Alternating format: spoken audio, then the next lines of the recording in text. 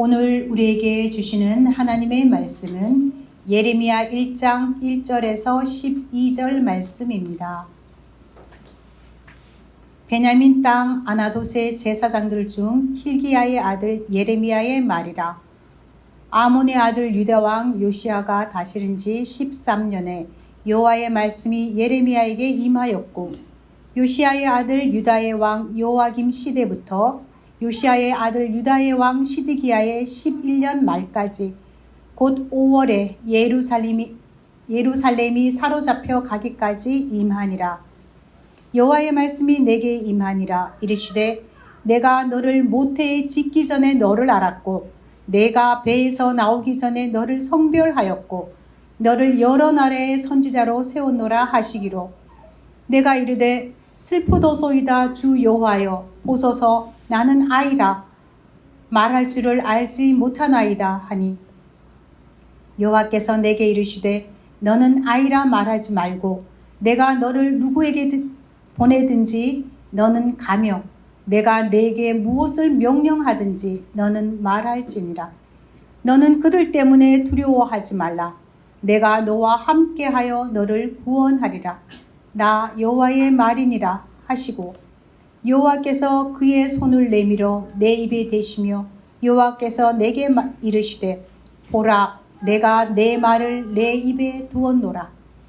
보라, 내가 오늘 너를 여러 나라와 여러 왕국 위에 세워 내가 그것들을 뽑고 파괴하며 파멸하고 넘어뜨리며 건설하고 심게 하였느니라 하시니라.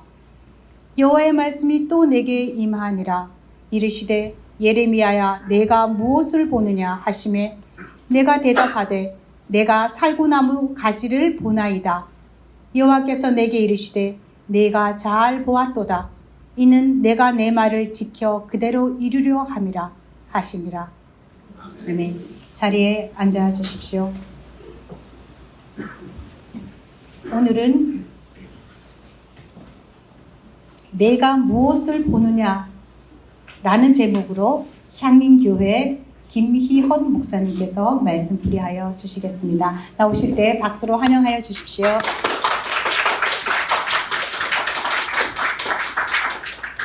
안녕하세요. 안녕하세요. 대림절 깊어가는 시간에 초대해 주셔서 고맙습니다. 처음 뵙는 분들인데 낯설지만 않습니다. 김은동 목사님과 얼마 전부터 짧은 시간이었지만 참 깊은 교훈을 나누었어요. 흔히 한국 교회를 구분할 때 보수적인 교회도 있고 진보적인 교회도 있지 않습니까? 저는 기장교단이라고 하는 곳에서 꽤 진보적인 것이죠. 교회가 한 1600개 되는데 그 중에서도 또 진보적인 축에 속한 교회에서 목회를 7년째 하고 있습니다. 하지만 이런 진보와 보수의 차이를 넘어서는 그런 그리스도 안에서 함께 살아가는 그런 삶의 기쁨 또한 제가 김 목사님을 통해서 경험하고 있습니다. 저는 그런 물음을 목사님과 나누면서 그 교분을 나누면서 마음속에서 들었는데, 그 물음이 뭐냐면 도대체 진보와 보수가 차이가 뭐냐 하는 거예요. 우리 마음속에서도 진보적인 어떤 경향도 있고 보수적인 경향도 있지 않습니까? 사람들마다. 목사들끼리는 흔히 이런 말을 합니다. 교인들과 함께 생활할 때 재밌게 생활하려면 교인들을 규정하는 좀 나쁜 습속에서 생겨난 말일 수도 있겠는데요. 이상적인 교인은 신앙은 보수적이지만 신학이나 실천은 진보적인 그런 교인이 참 좋다, 이런 말을 하곤 합니다. 근데 사실 곰곰이 생각해 보면 저는 그 말을 그렇게 깊이 동의하지는 않습니다. 보수적인 신앙에는 보수적인 신앙을 뒷받침하는 보수 신학이 있을 것이고, 진보적인 신앙은 그 신앙을 뒷받침하는 진보 신학이 있을 것이라 생각하고, 우리나라만이 아니라 전 세계 기독교인이 다양한 모습으로 하나님의 뜻을 찾아가고 있다고 생각합니다. 저는 이런 좀 그 구분을 해봤습니다. 보수적인 신앙과 진보적인 신앙이 좀 다른 모습을 갖는데, 간단히 말하자면 보수적인 신앙이라는 것은 하나님과 함께 하나님 안에서 깊이 머물기를 원하는 신앙입니다. 그게 보수적인 신앙의 모습에 가깝습니다. 진보적인 신앙이라 하면은 하나님과 함께 하나님께서 나아가시는 곳을 따라서 나아가고자 하는 그런 신앙이라고도 말할 수가 있겠습니다. 그런데 이건 서로 다른 것이 아닙니다. 공통분모가 있는데 그것은 하나님과 함께라는 부분입니다. 이게 없으면 신앙이 이미 아니겠죠.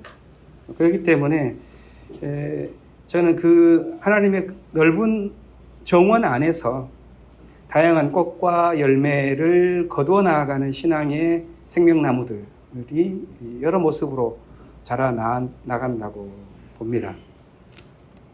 그런데 신앙생활을 하다 보면 좌충우돌하기도 하고 또 교만에 빠지기도 하고 착각에 임하기도 하죠. 보수적인 신앙을 가진 사람들이 하나님과 함께 머문다 하면서도 자신이 머문 곳에 하나님이 있다, 이렇게 교만을 갖는 사람이 있어요. 진보적인 신앙도 마찬가지입니다. 내가 나아간 곳에 하나님이 계신다 라고 교만하는 것입니다. 착시현상이죠.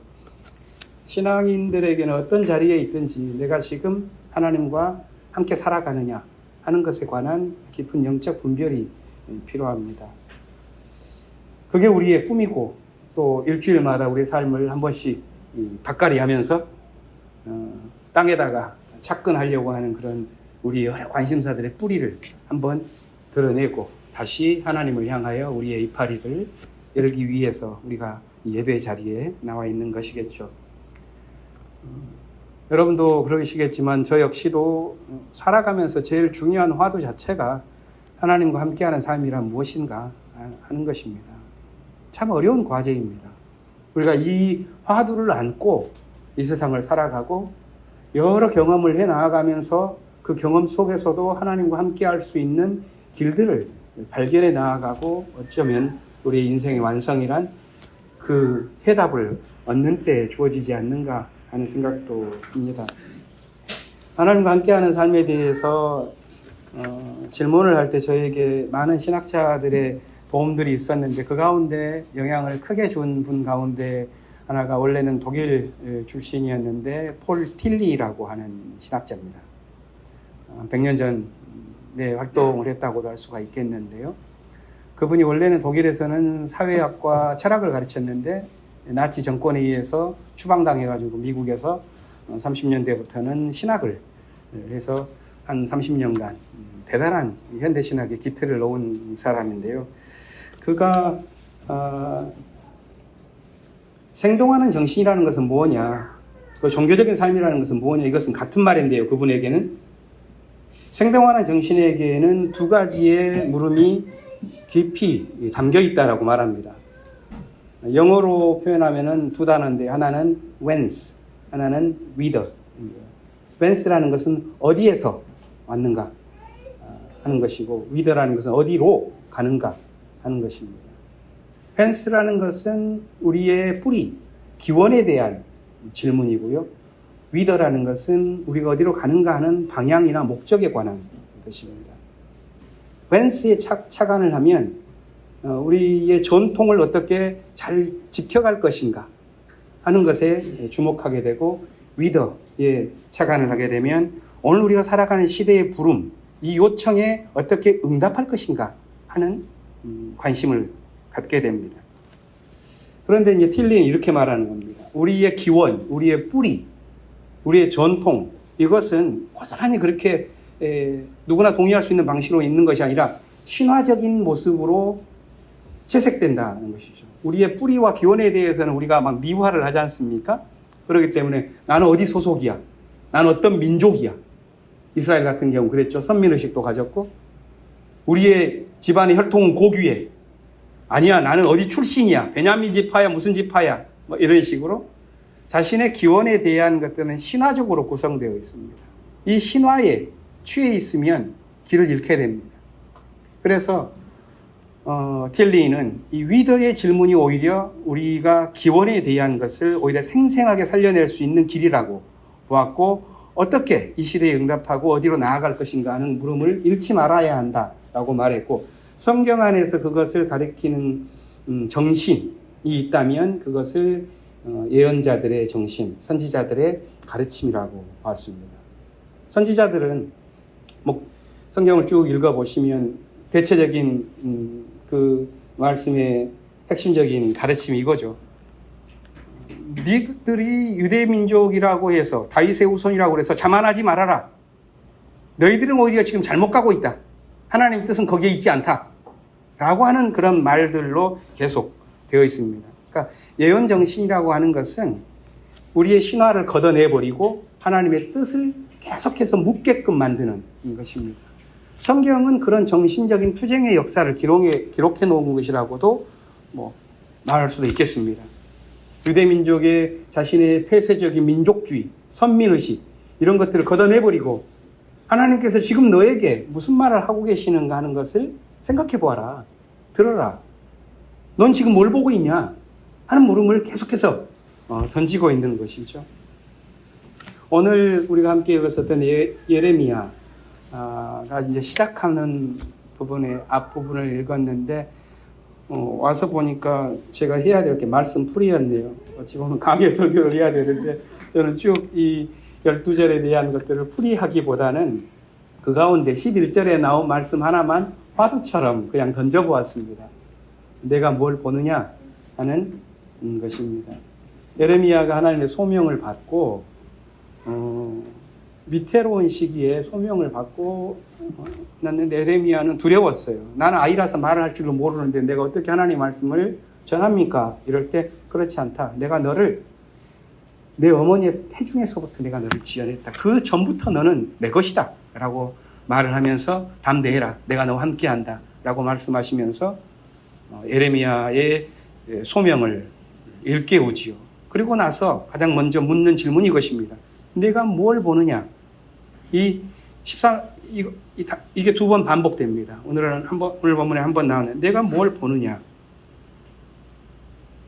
혼란스러웠을 거예요. 예레미야는 이 질문을 듣고 나서. 왜냐하면 예레미야의 시대는 안정적인 시대가 아니었기 때문에 내가 뭘 본다 하는 것에 대한 그런 편안한 마음이 없었습니다. 세계가 다 파괴되고 있었어요. 흔히 이스라엘이 바벨론으로 포로로 끌려가는 시기에 나타난 예언자들이 3명이 있거든요. 포로기의 삼총사로 불리는데요. 하나는 제2 이사야, 그리고 에스겔, 그리고 예레미야입니다.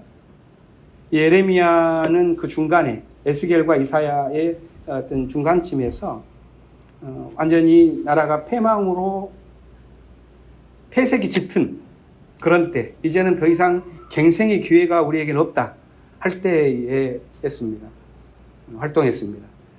예레미야는 우리가 3절을 보면은 요시야 왕이라는 데가 나오는데 유다 왕국 중에서 마지막 개혁군주라고 할까요? 요시야 왕이었습니다. 그런데 그가 전투에서 사망을 했고 그 아들이 왕위에 올랐는데 3개월 만에 이집트로 끌려가서 죽게 되었습니다.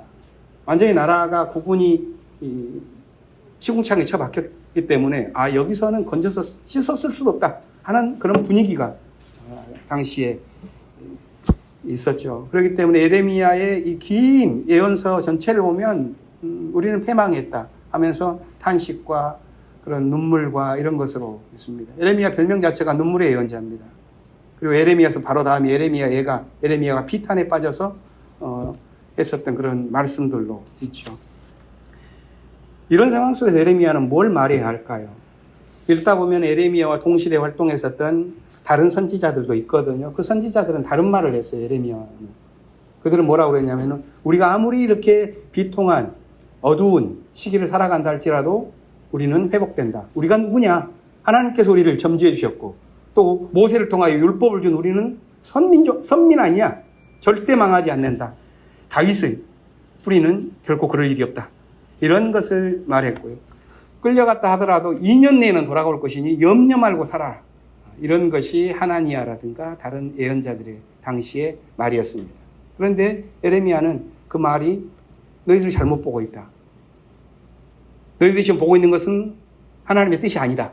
그건 거짓이다. 이렇게 말을 하면서 핍박을 받습니다. 예레미야는. 민족은 멸망할 것이다. 포로 생활은 쉽게 끝나지 않는다. 우리 민족이 정화되도록 수십 년이 걸쳐서 진행될 거다. 오히려 우리는 이 시기를 지나가면서 우리가 지금 뭘 봐야 하는지를 착안하자. 이렇게 예레미야는 말하지요. 그리고 예레미야는 자기 시대의 위기와 문제가 무엇인지를 들여다보자고 말합니다. 2장을 보면 예레미야가 이렇게 말합니다. 우리에게는 크게 보면 두 가지 죄가 있다. 하나는 생수의 근원이었던 하나님으로부터 우리가 벗어났다는 점. 이게 첫 번째다. 두 번째는 우리가 정말 우리에게 진정한 샘물이 될 수 없는 그런 웅덩이 속에서 물을 구하고 있는 것.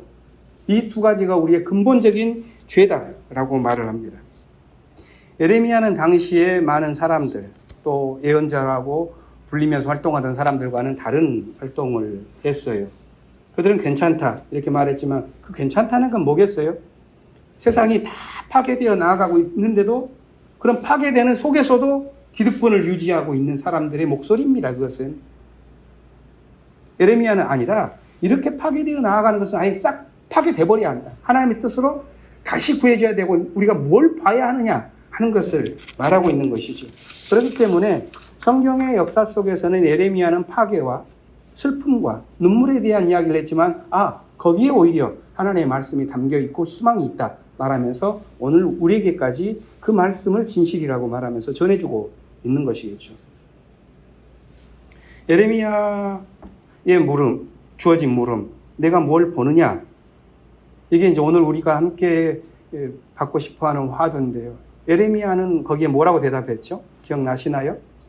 내가 뭘 보느냐? 이랬을 때, 살구나무 가지를 봅니다. 라고 대답을 하죠. 그러자 하나님께서는 뭐라고 말씀하시냐면, 잘 보았다. 내가 한 말이 그대로 이루어지는 것을 내가 지켜보고 있다. 라고 말합니다. 선문답 같지 않습니까? 이 11절, 12절 말씀이 이 대화의 핵심은 비슷한 단어가 두 개가 반복되고 있다는 겁니다. 이 워드 플레이를 하고 있는 거예요. 내가 뭘 보느냐 물었을 때 에레미야는 히브리어로 샤케드를 봅니다. 라고 말합니다. 살구나무를 보고 있습니다. 샤케드를 봅니다. 그랬을 때 하나님은 맞다. 나도 쇼케드하고 있다. 나도 그걸 지켜보고 있다. 네가 잘 봤다. 이 말은 무슨 말이겠습니까? 저는 그 뜻을 생각을 해보면서 이 샤케드와 쇼케드를 반복하면서 하나가 되고 있거든요. 예레미야 네가 보고 있는 것, 그것이 내가 지금 지켜보고 있는 것과 같냐? 같다. 이런 어떤 예레미야에게 주어진 하나님의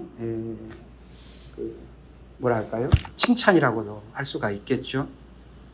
저는 그러니까 오늘 우리가 갖고 있는 화두, 내가 무엇을 보느냐 하는 이 하나님의 물음은 하나님께서 보시는 것, 그것을 우리가 진짜 보고 있느냐 하는 것으로 바꾸어서 질문해 볼 수 있다고 생각을 합니다.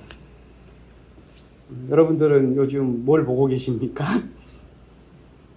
세상을 보면 막 기쁘고 행복하고 그런 것보다는 좀 어둡고 암울하고 암담하고 그런 게 좀 많지 않습니까?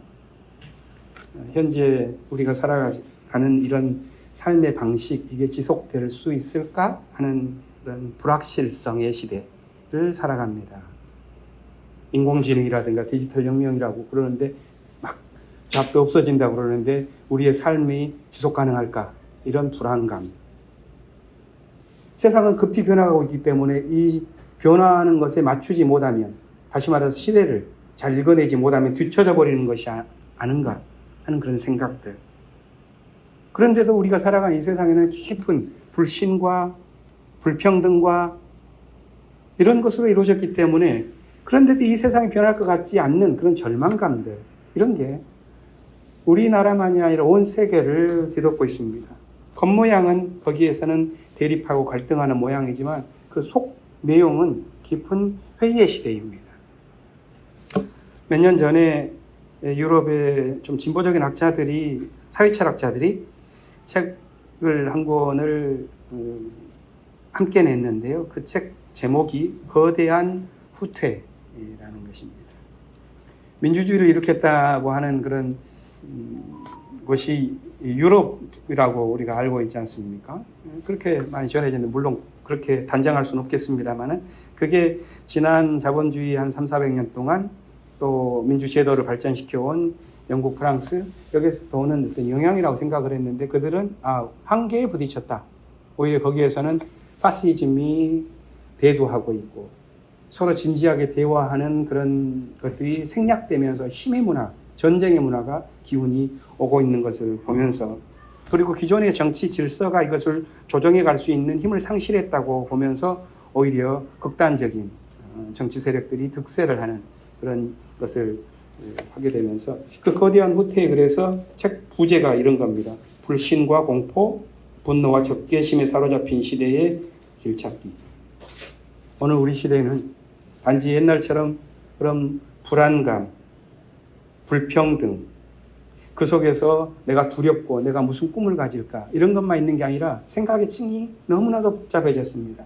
거기에서는 오히려 틈틈이 분노가 박혀 있고, 분노와는 다른 자기 혼자 어떤 삶의 어떤 유토피아를 향해 갈 수 있겠다고 하는 그런 환상 속에서 허영이 거품처럼 여기저기 일어나고, 그 안에 자기 꿈이 이루어지지 않으면 누구에게라도 폭력을 가하는 그런 복수심들이 자리 잡고 있습니다.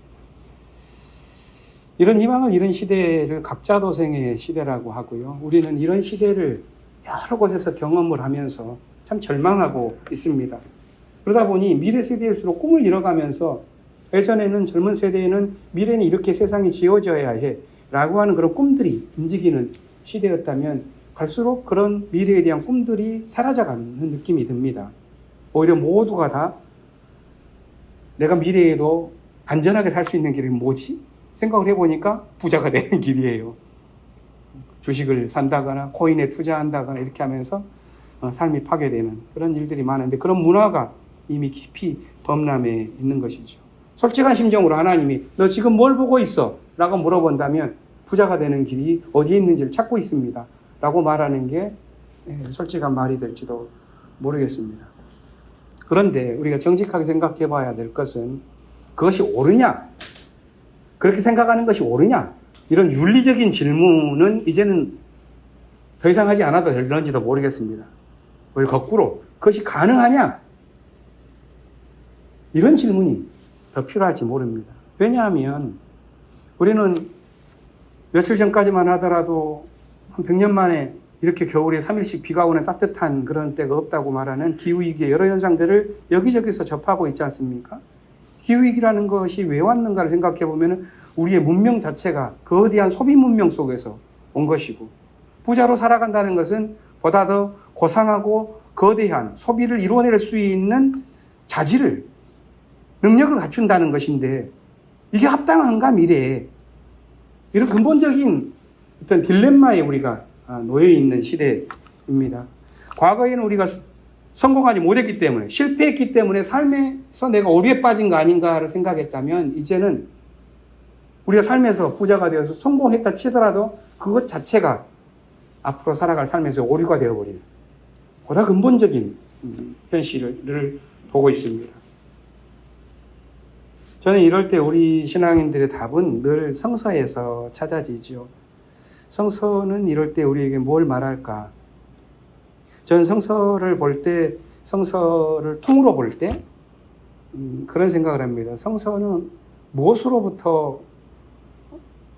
무엇에 대한 질문을 하고 있는 것이지 그 배경이 뭘까를 생각하면, 거대한 어떤 성서의 이 66권을 구성하는 지각들이 있습니다. 이 단층이라고 말할 수가 있겠는데요.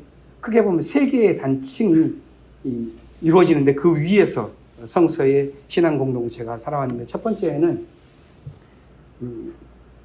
이집트 제국으로부터의 탈출하는 히브리인들의 믿음입니다. 여호와를 찾아라 하는 그런 믿음이죠.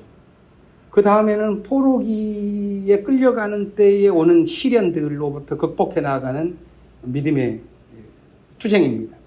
바벨론이라고 하는 당시에 거대한 제국, 이 힘에 압도당하는 모든 질서 속에서 아무리 선민이라 하더라도 전부 다 포로가 될 수밖에 없는 상황에 끌려갔어요. 이럴 때 그들은 이 바벨론 제국과는 다른 믿음의 질서가 가능한가를 물었었죠. 거기에서 거대한 애원 전통이 완성되었고요. 그 다음에 신약 성서로 오면은 로마 제국이라고 하는 당대의 거대한 문명, 그 속에서 다른 길이 없을까 하는 예수의 길을 추구해 나아가는. 그러니까 이 성서의 정신을 제가 볼 때는 크게 보면 이 당시의 세계 질서를 주도해왔었던 거대한 세계의 제국으로부터의 탈출사다라고 말합니다. 성서 안에는 아브라함에서부터 신앙의 역사가 시작되면서 신앙 공동체의 기록들이 나오는데 그 신앙 공동체는 그러니까 어떤 면에서는 이 제국으로부터 탈출해서 주님께서 보여주신 그 땅으로 향하는, 그래서 신앙 공동체를 가리켜서 흔히 탈향의 공동체다 이렇게 말을 합니다. 우리가 어디에서 출발해서 어디로 가는가, 어디로부터 나와서 그러면은 뭘 향해 가야 하는가, 이 물음이 우리에게 중요한 것이죠. 그 삶을 살아가는 것에 대해서 조금 더 말씀을 이어가 보겠습니다. 예전에 저는 교회에서 배울 때 이것은 해도 되고 이것은 하면 안 된다, 이런 기준들이 굉장히 컸어요. 이건 나쁜 거고 이건 좋은 거고, 이런 그룹핑이 정확했습니다. 그런데 살다 보니까 비슷비슷하더라고요.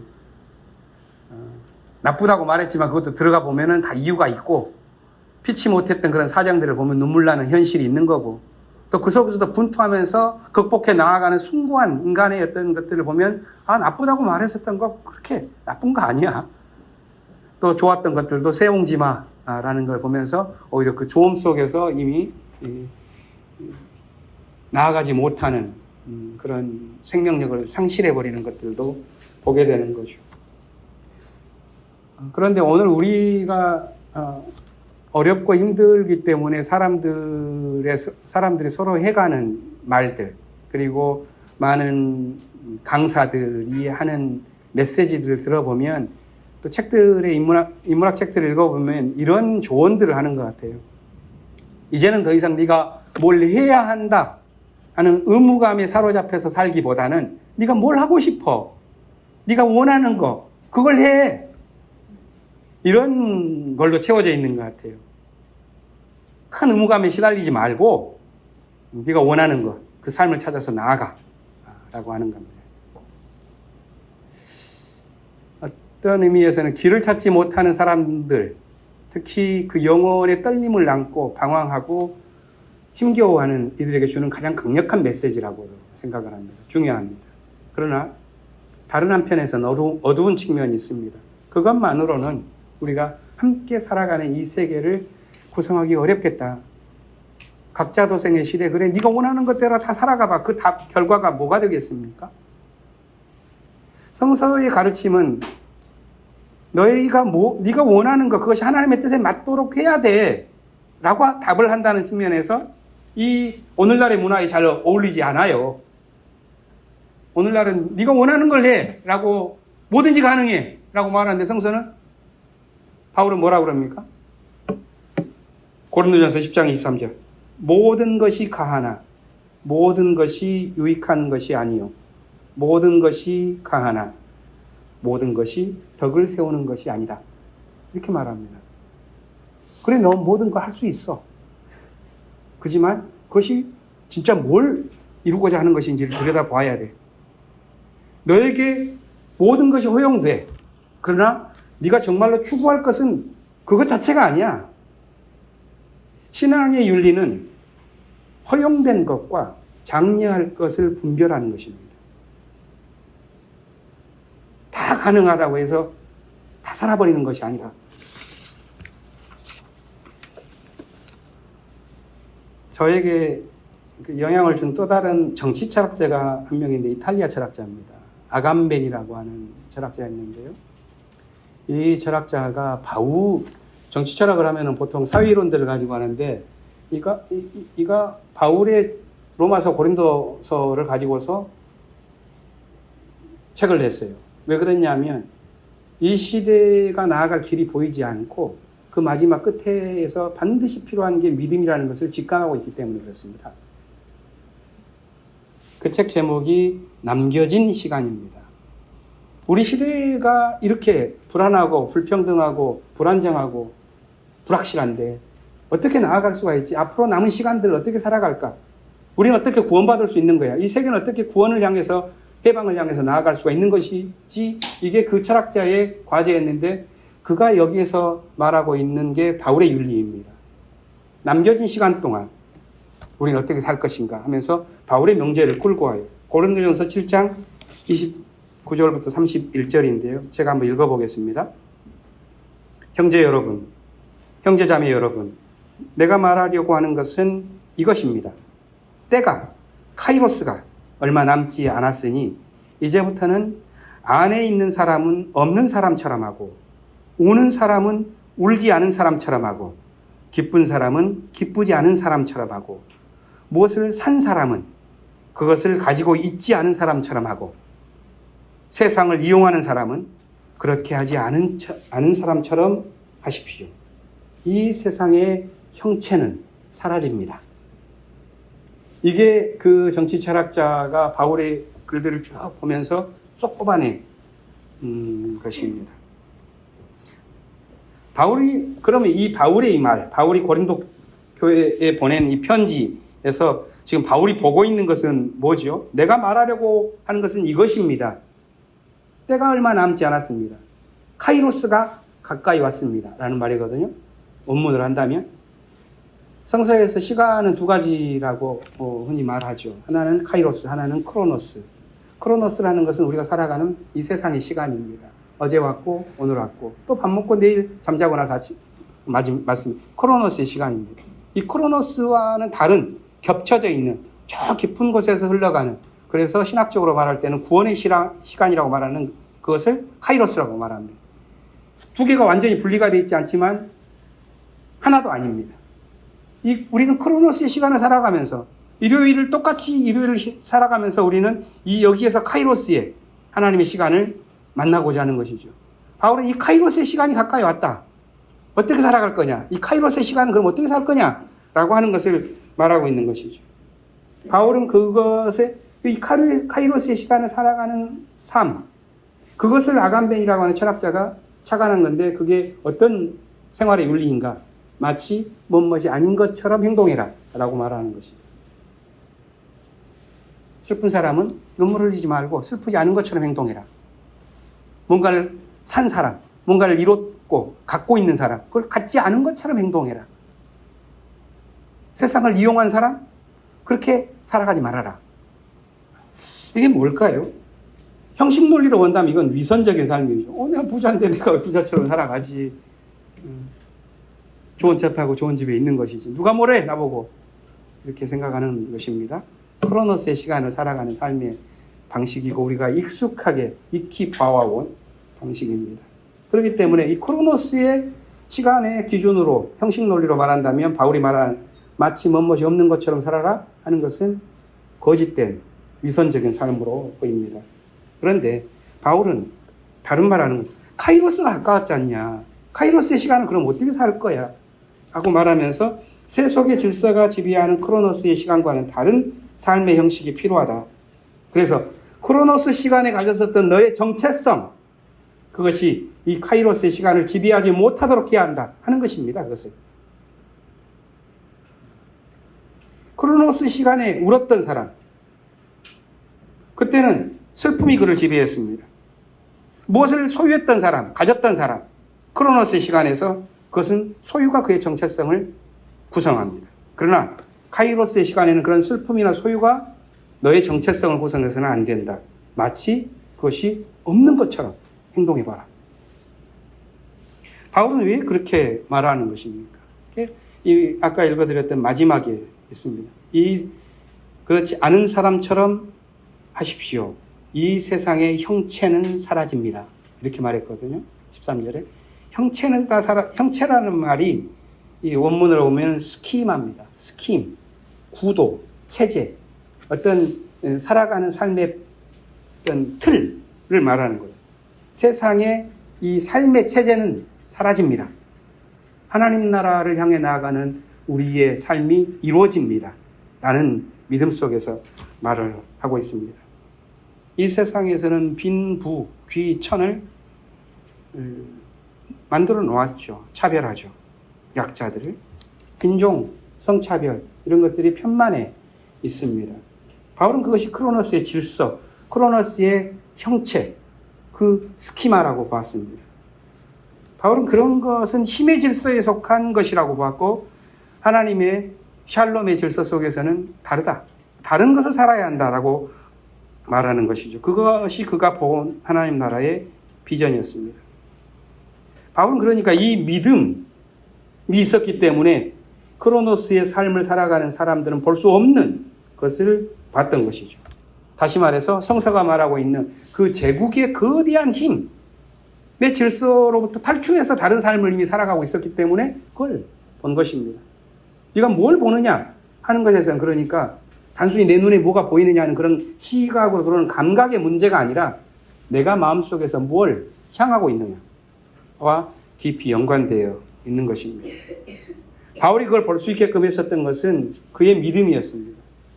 바울에게서 표현되어지는 그 바울이 로마 제국의 질서와는 다른 세계의 어떤 중심 도시들을 다니면서 예수의 공동체를 세우는데 그에게 거대한 꿈이 하나 있었습니다. 그것은 당시의 로마의 질서와는 다른 꿈이었습니다.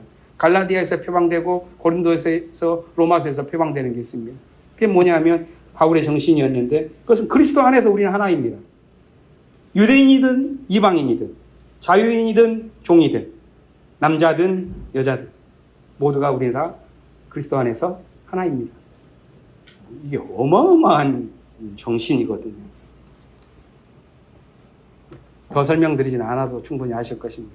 당시의 그 신분사회에서 이것은 어마어마한 생각입니다. 이 정신을 살아간다는 것은 어떻게 살아가야 될까요? 내가 유대인이에요, 바울이. 그런데 베드로와 싸웠어요. 왜?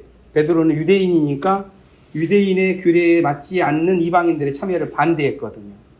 그런데 바울은 무슨 소리냐? 우리가 유대인이지만 유대인이 아닌 형제들과 함께 살아가기 위해서는 우리가 유대인의 규례를 넘어서는 유대인이 아닌 것처럼 하자 하면서 싸우면서 기록된 게 갈라디아서이죠. 그는 자유인이었지만 로마 시민이었지만 나는 그렇지 않다. 종과 같은 자리에 내려가겠다 하면서 낮은 자리로 내려가서 형제 자매들과 공동체를 이룹니다. 그 삶의 방식, 마치 무엇이 아닌 것처럼 살아가는 그 삶에서 그 시대의 제국의 거대한 힘의 율법의 지배가 파괴돼 버리는 새로운 그리스도의 삶이 시작됩니다. 그걸 가리켜서 바울은 이제 내가 사는 것은 내가 사는 것이 아니라 내 안에 그리스도께서 사는 것이다 이렇게 표현했습니다. 이런 비전의 뿌리가 저는 우리가 읽었었던 예레미야 1장 11절에 있는 그 물음과 깊은 연관이 있다고 생각해서 화두가 던져졌는데 그걸 마지막으로 잠깐 언급해 보겠습니다. 뭘 보느냐 하는 거였는데요. 혼란과 절망 시기에 예레미야가 보고자 있었던 것은 그 시대 사람들과는 다른 거였죠. 그 시대에는 너무 어두웠기 때문에 마치 우리가 살아가는 것 시대보다도 훨씬 더 어두운 파괴의 시대였기 때문에 사는 것이 고통이 되어버린 절망입니다. 예레미야는 하나님이 보시는 것, 그 속에서도 내 눈에 비춰지는 것이 아니라 하나님이 보시는 것을 보고자 합니다. 예전의 방식으로 모세가 주는 율법의 방식으로는 도대체 보이지가 않습니다. 율법의 방식으로는 할례를 받고 유대민족에 가입하고 다윗의 혈통을 따라서 함께 민족 공동체를 이루면 우리는 하나님의 자손이기 때문에 구원받는다 생각했는데 그 정신이 포로로 끌려가면서 파괴된 거거든요. 이제는 새로운 정신, 새로운 언약이 필요했습니다. 예레미야서를 쭉 읽다 보면 1장부터 쭉 읽다 보면 비극의 이야기들이 나오는데 중간쯤 30장쯤 가면은 위로의 책이라고 불리는 책이 나옵니다. 30장부터 34장. 그때 예레미야가 이렇게 말합니다. 31장 31절인데요. 그때가 오면 내가 이스라엘 가문과 유다 가문과 새 언약을 세우겠다. 이것은 내가 그들의 조상의 손을 붙잡고 이집트 땅으로 데리고 나오던 때에 세운 언약과는 다른 것이다. 그들은 나의 언약을 깨뜨려 버렸다. 그러나 그 시절이 지난 뒤에 내가 이스라엘 가문과 언약을 세울 것이니 나는 나의 율법을 그들의 가슴 속에 넣어주며 그들의 마음판에 새겨 기록하여 나는 그들의 하나님이 되고 그들은 나의 백성이 될 것이다. 옛날에 율법이라는 건 성전 안에 언약궤에 들어있었어요. 근데 성전이 파괴되어 버렸어요. 하나님이 정복당해 버린 겁니다. 이방인에. 옛 언약은 지켜질 수 없게 되었습니다. 어떻게 앞으로 살아갈 거냐? 새 언약은 마음속에 기록된다고 말합니다. 이것은 단순히 어떤 장소의 변화가 아니라 정신의 변화이죠. 옛 언약이 외부에서 주어져 있는 강제적인 거라면 새 언약이라는 것은 하나님이 보시는 것을 나도 보겠다라고 하는 이 신실성, 신실함이 아니고서는 절대 이어갈 수가 없는 언약입니다. 예전에는 훈육을 하고 훈계를 하고 처벌을 내야지만 하면 지킬 수가 있었어요. 이제는 새 언약은 절대 그렇게 해서는 이어갈 수가 없습니다. 옛 언약은 고난과 절망과 어둠과 파괴의 시대가 오면은 깨져버립니다. 끝납니다. 그 거짓이었어라고 판명이 나버리는 거예요. 새 언약은 그렇지 않습니다. 오히려 고난으로부터 시작되어서 고난 속에서 더 영롱하게 피어나 버립니다.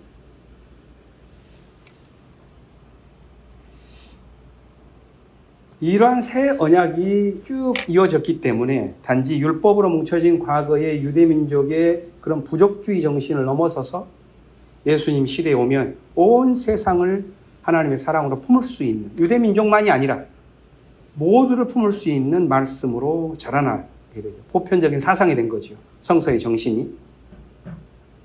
저는 에레미야의 내가 보느냐, 그래서 마음속에서 하나님께서 보고자 하는 것을 진실로 보느냐 하는 이 마음이 자라나고 굳건해지면서 세워진 새로운 언약, 이것이 오늘 우리에게까지 이어져 있는 예수님의 가르침의 가장 핵심적인 부분과 맞닿아 있다고 생각합니다.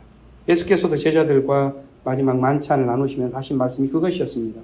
이 잔은 너희를 위하여 흘리는 내 피로 세운 새 언약이다. 누가복음 22장 20절 말씀이죠.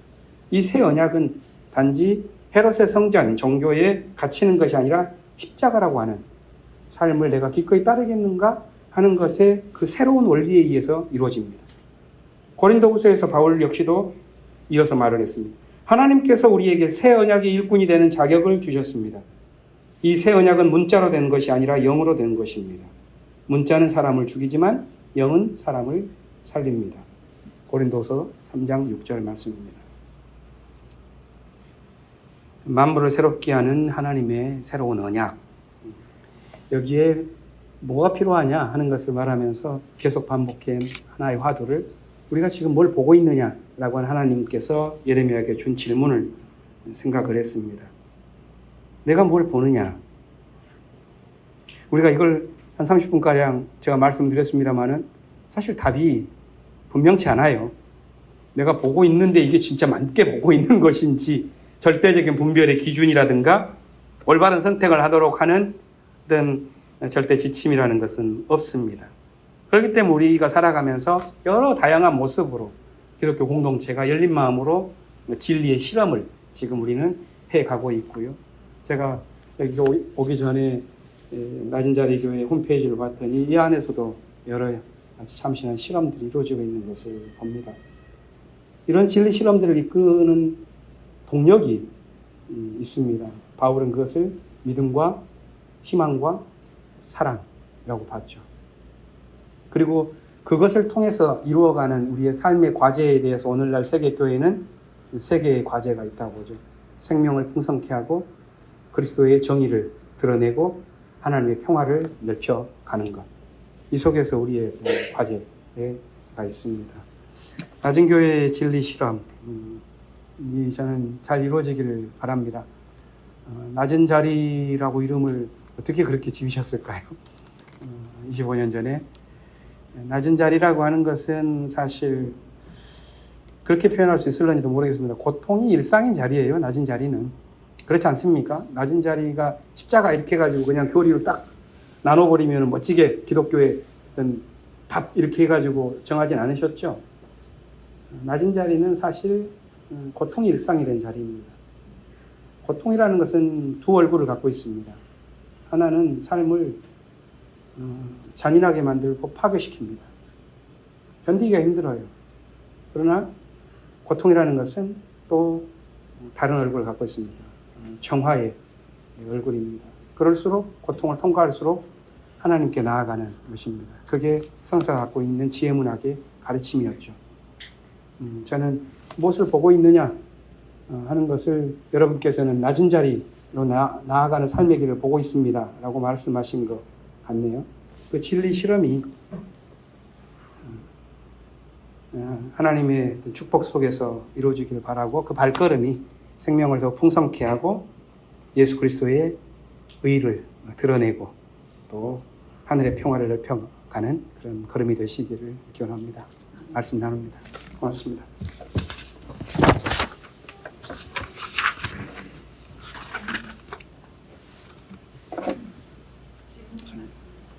질문이 있어요? 그러니까 참 낯선 경험이네요. 하십시오. 예레미야가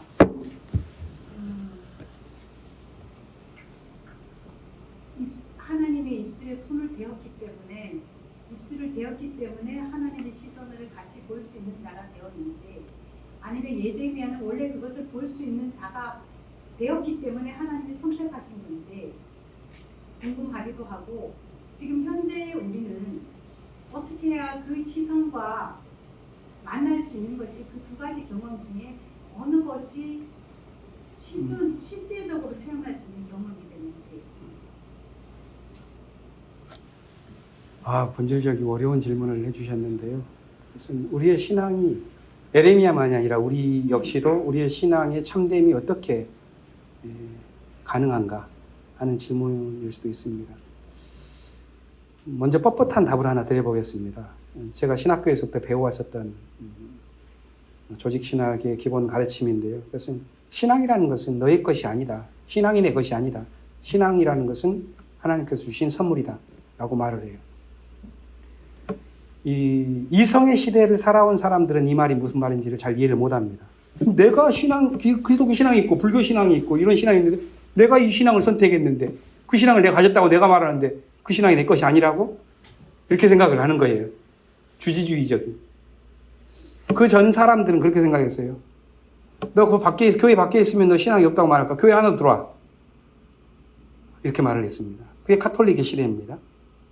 카톨릭의 시대, 중세시대 끝나고 나서 참된 신앙의 기준들. 그러니까 카톨릭의 시대 이전 유대교 때에는 우리 민족에 속해 있느냐? 그러면 참된 신앙이에요. 이 교도에 있으면은 이방인인 거예요. 어떤 생각을 하든지. 아무리 아리스토텔레스, 플라톤의 철학으로 깊이 사유한다고 해도 그건 이방인의 생각일 뿐이에요. 당시. 유대인이 돼야 돼요. 근데 그 시대가 지났어요. 카톨릭 시대는 교회로 들어와. 교회 안에서 구원받는 거예요. 라고 말했어요. 근데 카톨릭 교회를 깨버렸잖아요. 개혁자들이. 그건 아니다. 부패했다. 그러고 나서 이성의 시대가 들려왔어요. 이성의 시대는 내가 진리를 파악하고 승인하는 겁니다.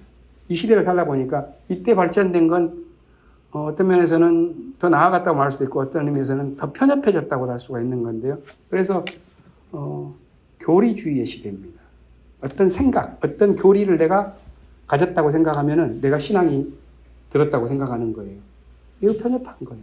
교리가 다르면 서로 싸우고 교리라고 하는 것도 계속해서 바뀌고 깊어지는 건데 그러한 신비로움의 세계를 더 깊이 들여다보기보다는 내 신앙이 하면서 심지어 어떤 목사님은 하나님 까불면 죽어 하는 사람까지 생겼더라고요. 그게 신앙이 자기가 소유할 수 있다고 하는 교만에서 나오는 겁니다. 그러나 성서의 모든 가르침은 하나님께서 선물로 주시는 거예요. 깨어있는 영혼에 툭 던져주시는 게 신앙입니다. 내가 지금 가지고 있는 것, 그것이 나의 것이라고 거기에서 하나님을 만난다고 생각하는 순간 우리는 나락으로 떨어집니다. 모르겠어요. 이게 이제 제가 배워왔었던 기본 신학적인 지식에서부터 적용을 해본 건데요. 이사야에게서도 입이 부정하다고 하니까 주님께 천사가 입술에 숯불을 대면서 예언자의 자격이 생기고 나는 어린아이라 말할 줄 모릅니다 라고 말한 예레미야에게 하나님이 아니다 라고 말하면서 네가 뭘 보느냐 라고 말씀을 하시는 건데 저는 이 둘의 긴장인 것 같아요. 우리 안에 참된 신앙에 대한 그 신앙은 뭐겠습니까? 예수 그리스도께서 아까 말씀드렸던 것처럼 새로운 길을 열어나가는 예수 그리스도의 도가 있는 거고 그것이 온 우주의 생명의 길이다라고 믿기 때문에 우리가 우리의 믿음으로 받아들인 건데 이 길을 이미 우리는 받은 거죠. 안에 들어왔죠.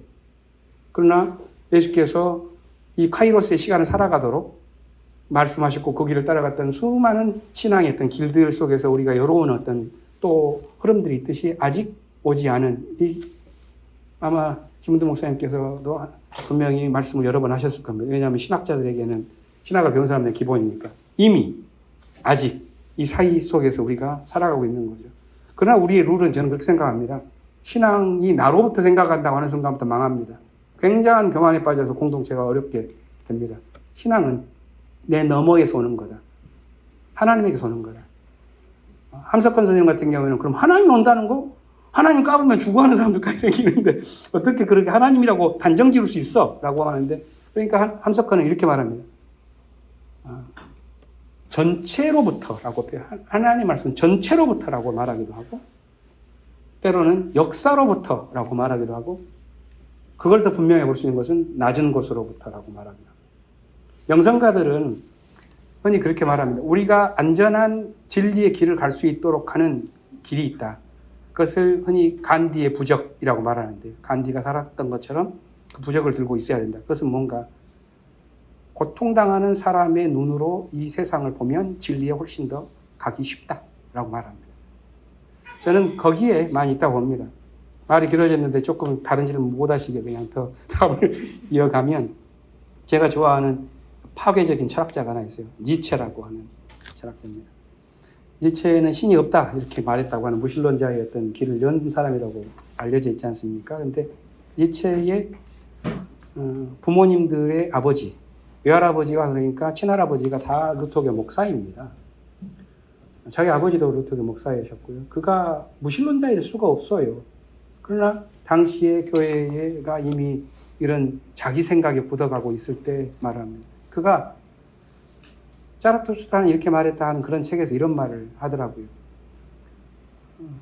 별의 징조를 갖는 정신이 없을까? 이걸 잃어버렸는데 신앙도. 예수는 그건데 별의 징조. 푸르른 생명나무를 꽃피울 그런 게 없을까라고 말을 하는데 그는 고통을 당한 자와 어떤 신의 관계 그 글을 보면서 제가 그런 생각이 들었어요.